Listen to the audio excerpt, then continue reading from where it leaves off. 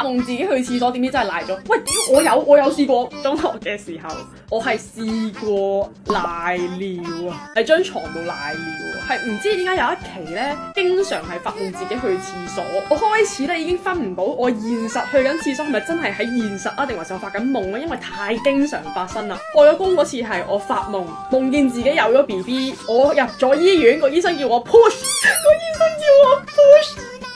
我 push 咗，跟住就賴咗尿啦。我一醒翻嘅時候，我覺得好亂，唔係一醒翻覺得好亂啊，係覺得暖暖地，所以醒咗，然後就發現自己賴咗尿啊！唔好問我點解會夢見生仔，我都唔知，係未擁有過小朋友嘅大家，嗰個影響係好深遠噶。到依家呢刻呢，我有時去廁所呢，我都會諗幾秒。